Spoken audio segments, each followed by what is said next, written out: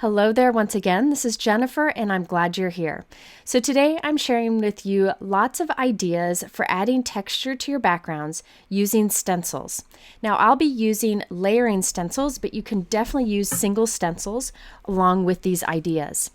I just find stencils to be a great tool because they're inexpensive and can be used in so many different ways. So consider this video a reminder of many of the great ways you can use them on your backgrounds. Let's get started with this example where I incorporated lots of different stencil techniques onto one background to create something a little special. I'll be using the new Pretty Pink Posh Layered Holly Stencil set. There are 3 stencils that easily layer to create a background. There is printing along the bottom right corner of each of the stencils so you know which way to turn them to create a layered background. Now, a lot of times when I use stencils, I start with white cardstock and add color, but today I thought it'd be fun to start with a colored cardstock. This is Concord and 9th wheat cardstock. It's a nice craft. I'm using my Waffle Flower mini stencil mat. I just like that there's a little corner on this that you can place your cardstock and your stencil and it'll line up every time. Also, it keeps everything from sliding around. Before I use any colored ink, I am applying a layer of Hero Art's Unicorn White Pigment ink over the openings of the stencil. This will just put a bit of a white ink foundation down before we put color ink on top. And that will allow the color to be more true, and the brown won't show through as much. I'm using an ink blending brush that I use just for this ink, but you could use whatever inking tool you prefer. Notice I'm not putting it on very thick. Even a light layer of this ink will do the trick. So after I've covered it with the white ink, I'll remove my stencil and clean it, and then I will place it back on top but slightly shift it. Just make it a little offset. I'll hold it up to the camera so you can see. You'll see a little brown trim along one edge of the leaves. That's because it's offset and the background showing through. This will create a fun halo effect, but if you prefer, you could line it back up perfectly and just put the green on top of the white. Now I'm adding Distress Oxide ink. This is the mowed lawn color, and I'm using a blending brush to do so. You could use whatever inking tool you want. Now the reason I'm using Oxide ink here is Oxide ink does have some pigment property to it, so it sits more on top of the paper instead of just absorbing into it. When you want color to show up on a darker color of cardstock, it's best to use some sort of pigment ink or oxide ink. That way it kind of sits on top of the paper and makes it more true to color. Also, because we put white underneath, the green will pop even more. After covering with the mowed lawn, I'm using a smaller blending brush to apply some of the Rustic Wilderness darker green color just to parts of the leaves. And then after completing that, I will use the Distress Oxide color pine needles and put a little bit of that on the leaves too, just so I could have a little variation in the color and it's not all solid, same color green. Now, if you do not have oxide inks or pigment inks, you could instead use a dye ink here. However, it won't be as vibrant because dye ink absorbs into the colored cardstock, so it kind of mixes in the color. This will stay more vibrant because it sits on top of the paper, but using dye ink does give a cool effect too. Okay, once I'm done, I can remove that, and notice that little white halo that we have because we offset the stencils. And the green is nice and bright because we're using an ink that will sit on top of the colored paper. It's also brighter because we put the white ink underneath it, but you could skip that if you wanted to. Now, because this has some pigment property to it, it will stay a little bit wet for a while, so I'd just like to heat set it so I don't have to worry about it smearing. So I've once again cleaned the stencil, and now I'm lining it back up with the green leaves. I thought it would be fun to stamp over this. Stamping over stencils is fun whenever there's a large opening like these large leaves. But do keep in mind that when you stamp over a stencil, there is a lip on the stencil. You know, it's kind of thick, so you won't perfectly stamp into all of the open area, but you can add the look of texture with it. So I have the Simon Says Stamp UR background stamp. This is just a great text background stamp. Any fine print stamp would work here. I'm inking it up with the Rustic Wilderness dark green Distress Oxide ink, and I will stamp this very firmly over the stencil. You really want to press it as good as you can. Put your muscle into it because that will get it into the nooks and crannies a bit more. You could use a dye ink here if you want it to stand out a bit more. The Oxide inks will kind of soften with time a little bit. That's part of the Oxide look. And this will kind of blend a bit more into the green leaves that we did. But that's the look I wanted. I didn't want this to be distracting, but just instead add the look of texture to our inked leaves. I am using a tool that helps me to apply pressure onto the stamping tool. I find that helpful. Some people really like it. There are many different tools like that. I'll link to the one that I'm using today below in my description. Okay, so there you can see the text stamping on the leaves, and it just adds some interest. So now, again, I will heat set this so I don't have to worry about smearing any of it. Okay, now it's time to add the little lines to the center of the leaves. So I'm lining up my cardstock and my stencil right into the corner of my stencil mat. And this time I'm using Gina K Christmas Pines, which is a great Christmas green dye ink. You could add any ink you want over here. I decided to do dye ink because I know that'll kind of soften a little bit, pull back into the Oxide ink underneath it, and you'll just have a subtle look when it dries. However, you could use Oxide inks here, anything you want. Okay, so we're building up layers and adding a lot of interest to this background. Now I could move on to the third layer, which is the berries, but I thought it'd be fun to use another stencil on this for dry embossing. This is the new Pretty Pink Posh Snowfall, and I thought this would be great for adding a little interest around the leaves so that the background is kind of complete. So I am taping the stencil right onto the front of our cardstock, and instead of inking it, I'm dry embossing it. You can do this with whatever die cut machine you have. I have a Spellbinders Platinum 6. And I use this embossing mat. I think it comes with the machine, but you can also buy it separately. It is flexible, so it allows you to make an impression with a stencil or die. In this case, we'll use a stencil. Underneath it, I'm putting a metal shim. You could also do folded cardstock if you prefer, and also a cardstock shim, just to give a little more pressure. You'll have to experiment with your machine and your stencils to figure out what works best. Now I'm taking the cardstock and laying it on top of that embossing mat and the stencil on top of that. Then I use the embossing plate on top of that. Just follow the instructions that come with your machine for doing dry embossing and you'll be able to get the same effect. So this will just put a lot of pressure onto the cardstock and stencil, and the mat will kind of push the cardstock up through the stencil, causing a dry embossed look. So we'll have some subtle texture here. So see all those circles in the background? I really like this look, and I will do something else to that later to enhance it and make it show up even more. Now we're on to the third stencil, and I've lined it up with the leaves we already have. Over this, I'm putting some red Glimmer paste that I've had in my stash for some time. You could use any kind of paste or gel here. I like this dark red glitter. I thought the darker red would be fun. You could also just ink these in red and put glitter on top of them, maybe little drops of stickles. Lots of things that you could use. But this seemed quick and easy. So now we have that added texture also. So check this out. Look at all the interest we've added with the different techniques. Okay, next I wanted to make the snowfall dots that we did the dry embossing of. I want those to stand out a bit more. So I'm lining up the snowfall stencil with the dry embossing dots we already have. Then I'm taking my Versamarker pen and I'm filling in the dots that are around the leaves. So I'm not putting dots over the leaves, just around it. Now the Versamarker pen is like a VersaMark ink pad. When you apply it to your paper, it just makes it a little bit darker, like a watermark.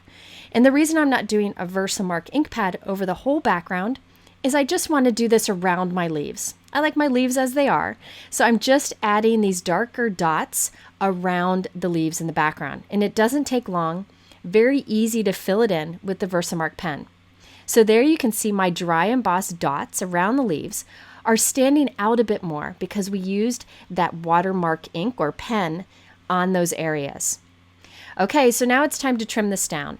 I want the background to be a bit smaller. I have a rectangle die here just to kind of give me a guide. I also want it at an angle. I'm not using the rectangle die to cut it because I didn't want to squish all the texture we've added when I put it through a die cut machine. So now I am just going to trim this down to be close to the size of that rectangle die. Again, I just use that as a guide. So now we have a background for the front of our card, and I have some scraps I can use for other things. Now let's do our sentiment. I want to keep it very simple so we don't cover up much of the background. I'm using the new Pretty Pink Posh Holiday Scripts stamp set and coordinating dies. This is a great set that I will be using more through this season because I love the style and the many options. Wanted to show you how I stamped a bunch of these at once. So I'm taking the stamp and I'm flipping the clear plastic back on itself so the stamps are exposed. And then I'm actually taping all of that into my MISTI stamping tool. If you don't have a MISTI stamping tool or any kind of tool like this, you could instead just lay the stamp set onto your desk, ink it up, and then press your paper on top of it. But basically what I'm doing here is pretending this is one large stamp. So now I will put in a piece of cardstock, and I have my anti-static powder tool. A lot of people have asked about this. It's the Rabbit Hole Designs powder tool. Love this, and it's finally back in stock. I will put information on it below and talk about it in the future. I just really like how it closes up. It doesn't have an odor to it. It's been a great tool, and I've struggled with liking my anti-static powder tools in the past, so it's just a good option. Okay, so now that I've used the powder tool, I am inking up the entire stamp set with VersaMark Ink, and then I will press that firmly onto the cardstock. Now I'll add Hero Art's gold embossing powder over all of those stamped images. So what I'm doing here is gold heat embossing lots of sentiments at once, so I'll have them all on hand. I could have done individual words, but to be honest, I wasn't sure which one I wanted to use on this card. So by doing them all and then die cutting them all, I can pick which I like on the background better and save the others for later. So now I'll just take the coordinating dies, line them up, and then run them all through my die cut machine at once so that I have all of these sentiments ready to go. After playing around with it, I decided to use the word Christmas here, and I wanted the word greeting underneath it. So I looked through some older stamp sets for the word greetings, and I found this Pretty Pink Posh Spring Wreath stamp set from a long time ago. Love this set, and I could stamp the word greetings and team it up with the word Christmas. So I'm taking the spring greeting sentiment, lining it up on the bottom of this piece of white cardstock, and masking off the word spring. I only want the word greetings. So I have used my anti-static powder tool. I'll ink up my stamp with VersaMark Ink and stamp that onto the cardstock, and you'll see that purple piece of tape I put there is blocking or masking off the word spring. Now I can add the gold embossing powder to it and heat set it, and we have a little strip that says greetings in gold. This I can team up nicely with that Christmas die cut. So I'm just trimming this down to be smaller, and I'll just have this tucked behind Christmas and have it kind of peek out the bottom. At this point, I wasn't sure if I wanted to add anything else to the card. I really liked this Pretty Pink Posh winter candle die, and that there's a holly on it that matches our background. I considered putting this right onto our background, just die cut from white or gold, but I felt like that covered a lot of our background, so I decided not to. However, since I liked the holly portion of the candle, I die cut it several times from white cardstock and cut the holly off. So I'm not using the candle portion, just the holly. This is a great way to get more from a die, is by just altering it a little bit so you get a different image. So I die cut and cut down a bunch of these little holly, and I'm going to glue them onto our white note card so that we have a tone-on-tone holly pattern on the white card peeking out from behind our inked background. Now this takes some time, and it's very subtle. But for me, I enjoy doing these kind of details. You can definitely skip this if you want, but the details are enjoyable to me. As you could see with our holly background, I enjoy adding those details even when they're subtle, but not everyone does. So do whatever makes you happy with crafting. You could keep it very simple with one technique and it'll still look great. So I continued to add these little hollies around the outside edge of our white note card, which by the way is 4 1/4 by 5 1/2 inches.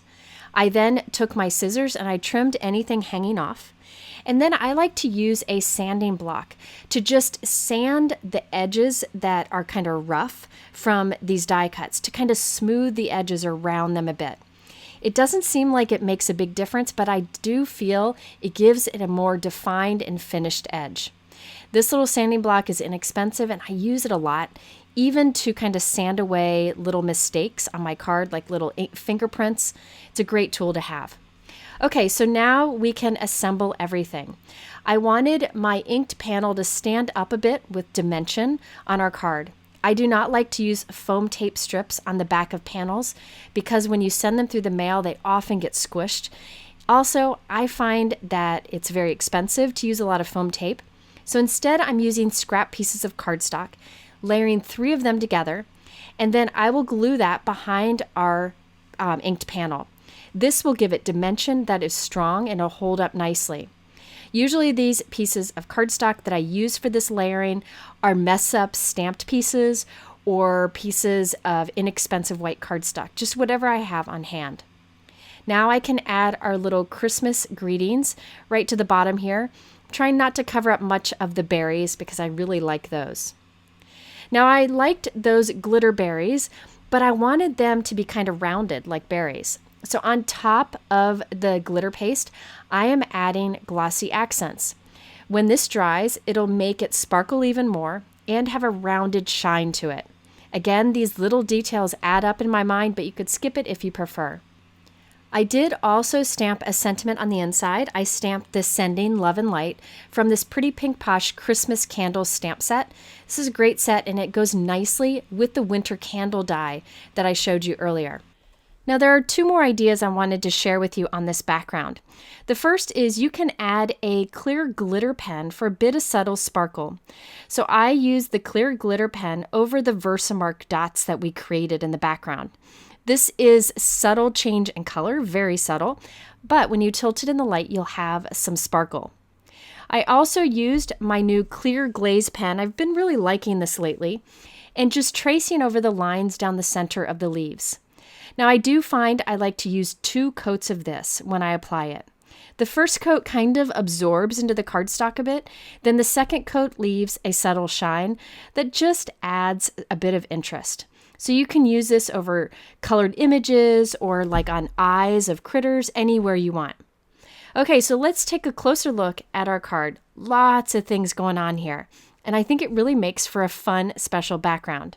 You can see the white halo around our leaves that we got by offsetting the stencils when we did our inking.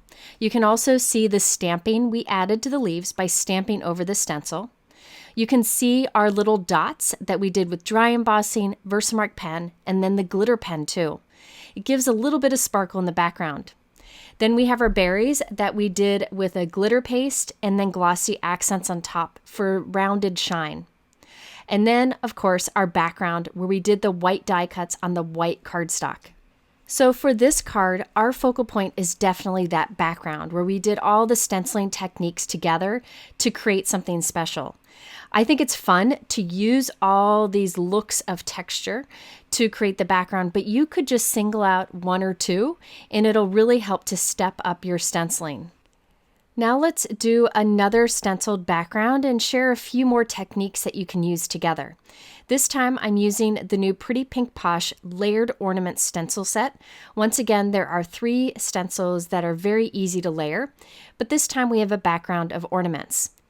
So I'm starting with the open ornament stencil. I have white cardstock on my stencil mat, put the stencil right into the corner also. I wanted each of these ornaments to be a different color. So I do this trick a lot. Instead of masking the ornaments around the one I want to color, I just die cut a circle or basic shape from a piece of scrap cardstock. Put that over the area that I want to ink, and that keeps me from getting ink in the other areas. It is very fast and easy, and a basic circle worked with all the shapes here. The shape of your mask doesn't have to line up with what's behind it. Just be able to block out the other things around it. So I'm using a blending brush and some inks from Pinkfresh Studio. I think I use a few Hero Arts inks too. Basically, I'm putting down a soft amount of the colors over the openings of the stencil for this first pass through. I wanted to kind of do a rainbow, but I skipped those 2 ornaments in the top center so I would have a place for my sentiment later on. Now it doesn't matter what inks you use here, doesn't matter at all. I just went for a soft look. So by using masks very quickly and easily, I created a background that's all different colors instead of having them all the same. Okay, now I can come in with the second stencil. I just put my cardstock and stencil right into the corner of my stencil mat, and it's lined up. This stencil will apply the details to the ornaments. So in most cases, I use the same color of ink I used the first time, but a heavier amount of that ink, so it's darker. So basically, I'm creating a bunch of colorful tone-on-tone ornaments. So you can see sometimes I tried to skip the mask and just apply the ink in that little area without it, but the mask makes it really easy so you don't get ink where you don't want it. You can also use tape or scrap paper to do that. So after I've inked all these details on the ornaments, we can remove that stencil and look at this beautiful multicolored background that we were able to create with the stencils using a bit of masking. Didn't take long, and stencils can be used in so many different ways. I'm so glad they're making a big comeback. Okay, so now I'm going back to the first stencil that has the open ornaments. I'm lining that back up once again, and then adding anti-static powder tool over the entire background. We're going to do some heat embossing, and I want the embossing to stay nice and crisp. Now we'll use VersaMark Ink and a Tim Holtz ink blending tool to apply a generous amount of VersaMark ink into these openings. Now you won't be able to see this, but this is a clear kind of sticky ink, and so now all of our ornaments will have like a little bit of stickiness to it, so that when we add clear embossing powder on top, it'll hold the clear embossing powder. So basically, I'm making all of our colorful ornaments have some shine. I remove the stencil, add some clear embossing powder, and heat set it. This will make our inked ornaments a little more bold or a little more vibrant. That's what embossing does. And it also gives it some shine. Now, I really like to double my layers of embossing, especially when I have solid areas like these ornaments. It gives a more rounded, smooth look. So I let that cool completely. Then I'm lining that same stencil back up and repeating the process, just pressing VersaMark ink over all of the openings. Then I will take my clear embossing powder, add it over the whole background, and heat set it. Now all of my ornaments will have a smooth, kind of rounded shine to them. Now you could use like a clear texture paste or something like that over this, but I find clear embossing powder really handy, and most of us have it on hand. Okay, after letting that cool, I'm using my anti-static powder tool once again, and then lining up the third stencil, which creates the little ornament toppers. I'll use my VersaMark ink and my ink blending tool and really press over the openings to make sure that we get this ink into the little nooks and crannies. Then, once I've applied VersaMark ink over all of the openings, except those 2 in the top middle, we will add silver embossing powder.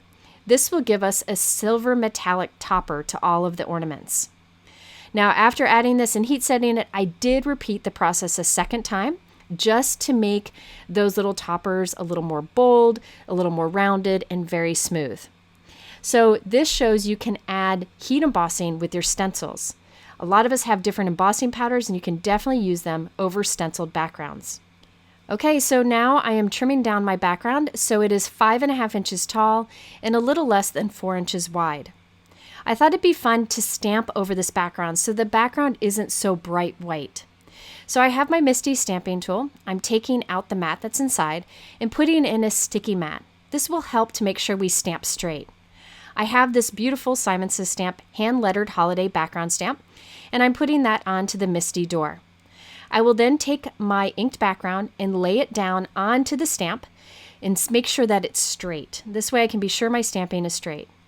I close my Misty upside down, and the sticky mat will grab a hold of my cardstock piece and hold it there. I can now ink up my stamp and stamp it on the background, and I know it will be straight. I'm using a very, very light ink, one of my most used inks, and this is Simon Says Stamp Fog ink. This will give a very light impression, a light gray impression. Now, I did want it to be a little more intense, so I actually stamped this 3 times. I love light inks because you can stamp them multiple times to make them darker, giving you more use from them. This one is particularly good because you can have a subtle background. I am now wiping the excess ink off of our heat embossed areas. So remember, we added embossing on top of our colorful ornaments. So when we stamped on top, it resisted it. So the stamping is only around the ornaments, not on top of the ornaments, giving a really cool background effect that's super easy. Okay, now it's time to add a sentiment. I stamped Winter from the holiday script set I showed you earlier. And then I wanted greetings right under it, but I didn't want the curvy part of the T to overlap with the word winter. So I'm taking a piece of tape and just covering up the word winter so that it masks off and we don't have that overlap stamping. So you can see how the curvy part of the top of the T there overlaps. Well, I'm actually stamping it onto the tape, which I can remove. And now I have the word greetings that doesn't overlap with the word winter. That's an easy masking trick that allows you to put words closer together oftentimes. So I had stamped that with an Altenew black pigment ink, and now I'm adding clear embossing powder to it so that it has shine that goes nicely with the shine of the ornaments around it. I have created a 4 1/4 by 5.5 inch gray note card from Simon's Stamp Fog cardstock, so it'll match the background stamping we did. I'm gluing together 3 pieces of scrap cardstock to go on top of that so that when we add our winter greetings panel, it'll be raised. I really like that dimension, and I feel that layered cardstock is much better than strips of foam tape. At this point, I thought it'd be nice to have 2 thin strips of silver shiny cardstock along the right and left side of our stamped or inked panel. So instead of using a giant piece of silver cardstock that would peek out the 2 sides, I cut 2 smaller strips. There's no reason to waste a bigger piece. And I glued 1 strip to peek out the right-hand side and 1 strip to peek out the left-hand side. It'll make it look like we matted this whole thing, but really we just added 2 small scraps. So now I'll take this panel and glue it on top of the stacked cardstock panels on our note card. So we'll have some raised dimension and have some fun shiny silver cardstock peeking out the sides of this panel. I had originally planned to add a little thin thread bow to the top of each ornament. I just took some Altenew silver metallic thread, doubled it up so I had 2 pieces together, and tied them into little bows. But after I did 3 bows, I decided to be too many bows on this entire background. So I just added 3 bows to 3 random ornaments on the background. Here's how I did the bows. See, I have 2 threads together, and then I just tie them into a bow like I'm tying my shoelaces. You can make it a bigger bow and then just pull the ends to make it smaller and tighter. I like to do double because that way the loops can be different sizes and have different size pieces sticking out the end, and it also makes it stand out a bit more on this card. All I then do to add this to my card is do a little drop of strong liquid adhesive. I'm using Gina K Connect, and then put that right on the top of our ornament and then lay the bow onto it. You may also notice I did add some clear gemstones to the background just to add a bit of fun and shine. So here is a look at the completed card. You can see the shine we have on all of our ornaments thanks to the heat embossing and the shine of those 2 silver strips that we have going down the background.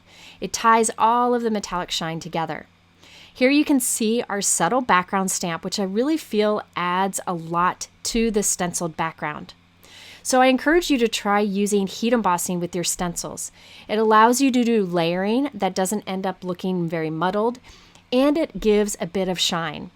And also remember to try masking different areas of a stencil so that you can get a multicolor background like this instead of it all being the same color.